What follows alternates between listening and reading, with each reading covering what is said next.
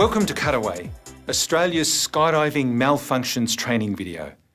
I'm Dr. Glenn Singleman, and I'll be your host today as we talk about malfunctions and emergency procedures. This video is designed for students preparing to take their very first skydive, together with demonstrations from Australian champion skydiver Michael Vaughan. We'll discuss the different types of malfunctions that can occur and how to respond effectively using emergency procedures. We'll also cover minor problems that can occur on opening and how to respond to these. But before we get to malfunctions, let's recap on a stable deployment resulting in a good canopy and how to identify a good canopy that you can land safely, because it's most likely that that's what will happen on your first skydive.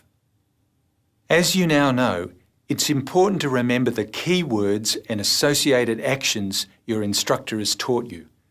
Let's run through the key words used during deployment and good canopy identification.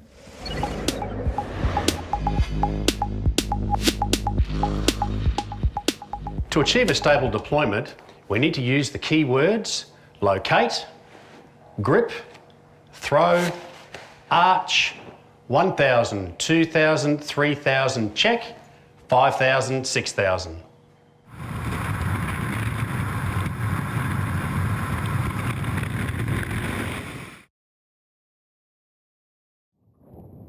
Once the canopy is deployed, we go into our routine canopy inspection using the following key words: size, shape, straight, slider, twist-free, toggles, 2 flares.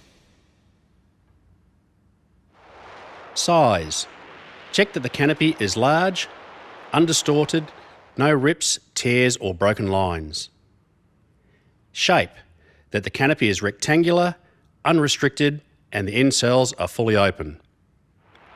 Straight. By picking a point on the ground, we check that the canopy is flying straight and not turning in any way. Slider. The slider must come all the way down to the top of the risers at the bottom of the lines. Twist free. That the lines are not twisted. Toggles. When you've confirmed the previous steps, you should release the toggles located at the rear of the rear risers. 2 flares. By pulling the toggles down to your hips in a fluid smooth action, complete 2 full flares.